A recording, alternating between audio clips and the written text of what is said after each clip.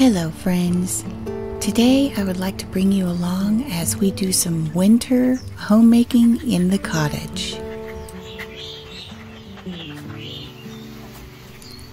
It is late winter here where we live, which brings its own beauty and rhythms of life. The cold has a way of making us tuck into our homes and slow down. This winter, in particular, we've slowed down even more. After 14 months of remodeling and starting or growing multiple businesses, we were looking forward to an extended break after the holidays. For those of you who don't know, Matt and I own a painting business, and as January and February tend to be slower months for business, we usually take advantage of the slower pace to plan out our year in several other areas. For example, last winter, we made plans for remodeling the living, dining, and kitchen. We planned out the time frame and the budget. Taking the time to plan out our year is so helpful and keeps us on track for our long-term goals.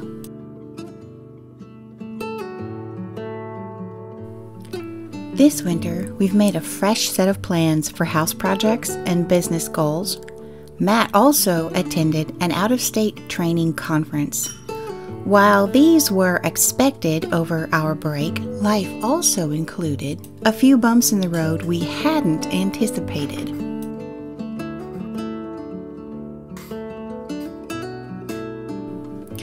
Those bumps included 2 rounds of sickness and an unexpected surgery. Recovery has gone very well, and even though the extra time together wasn't planned, we have enjoyed the slower rhythms of this season.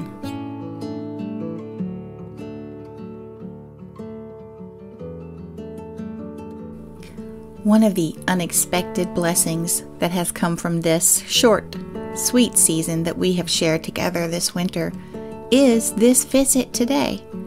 I have wanted to make one of these day in the life homemaker videos for a long while, and this season was perfect.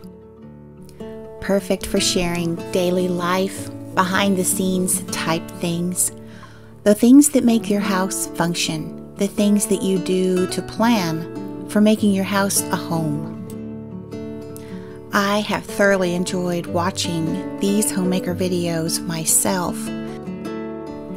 I have found them to be encouraging and inspiring to know that there are so many other lovely ladies out there who are learning to create a home, perhaps trying new skills, some that go well and some that they will continue perfecting. And just the way that they have shared their thought processes for being diligent, for creating beauty, and above all, learning better ways to serve their families and to honor the Lord with the way that they keep their home.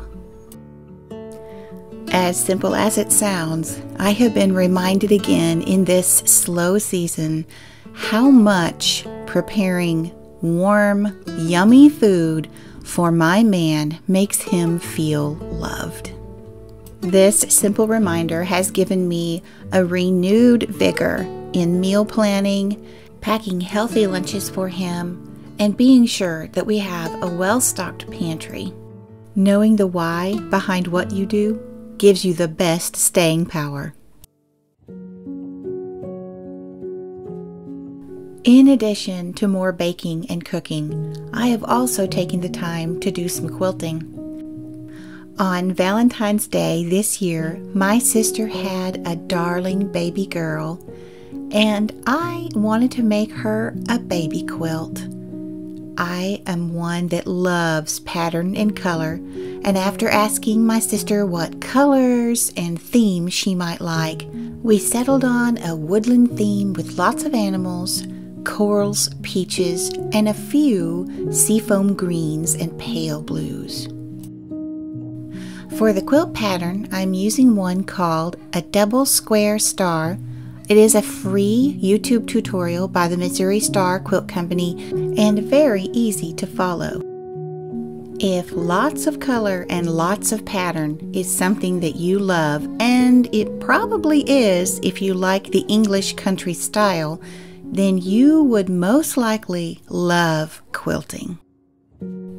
After choosing the theme, the colors, and the pattern, I really enjoy getting all of the cutting done so that I can move ahead with speed.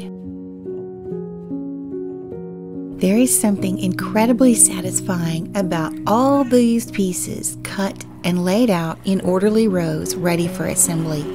There is also something incredibly fascinating when I watch all of these pieces come together into a beautiful quilt with a clear design.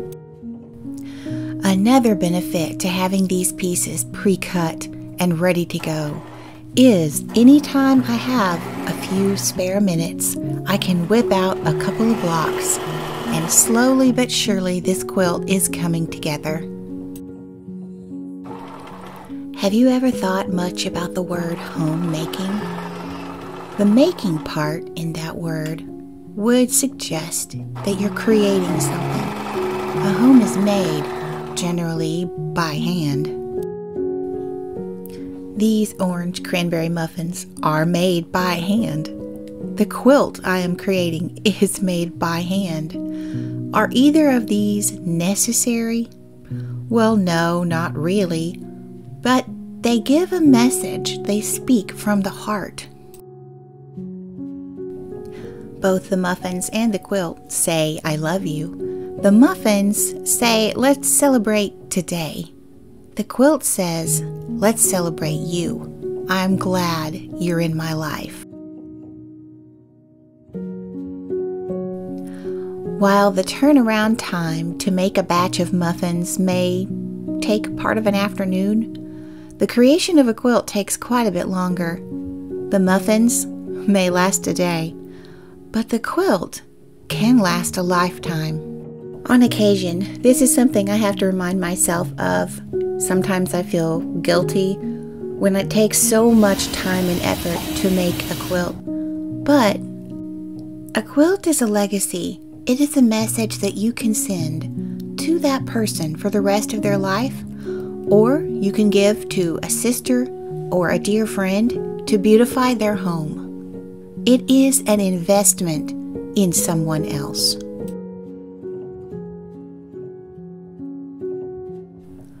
Another thing that is worth taking the time to do is to arrange flowers. Matt got me this bouquet of flowers for Valentine's Day, and I absolutely love the colors with the soft blue of the antique teapot. Now, as you noticed when I began the arrangement, I poured the water into a glass drinking cup and put it inside the teapot. This teapot is probably over 100 years old, and it has a significant crack on the bottom. So the drinking glass is a perfect way to protect the teapot while still using my favorite things.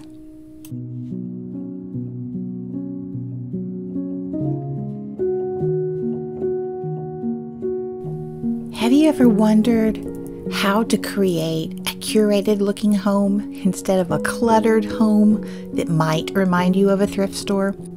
One of the best ways I've learned to accomplish this is to buy fewer things you are very excited about and leave the many other things that perhaps were a good buy or super cheap.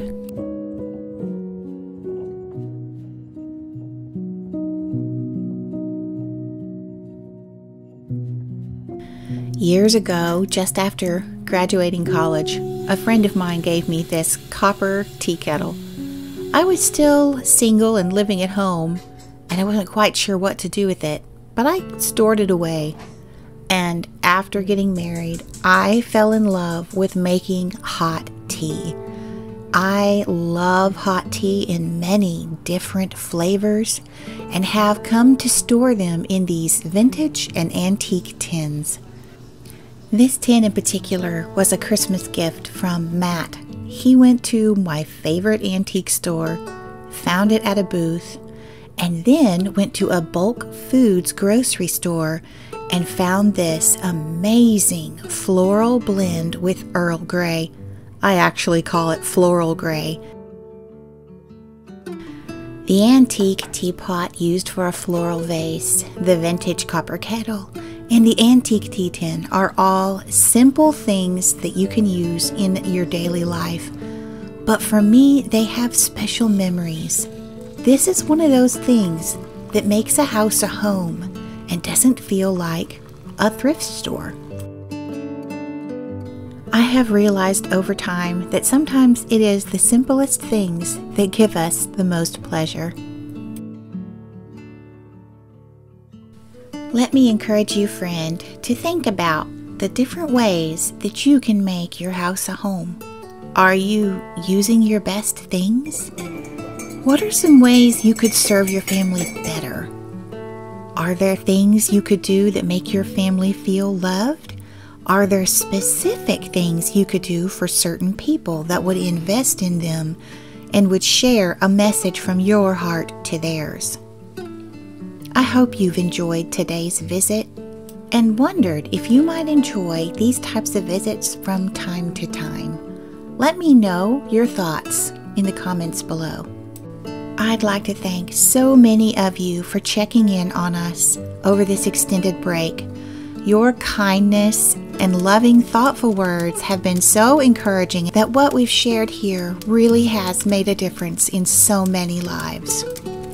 I hope your new year is off to a wonderful start and you are enjoying your home and your family. Until next time, take care.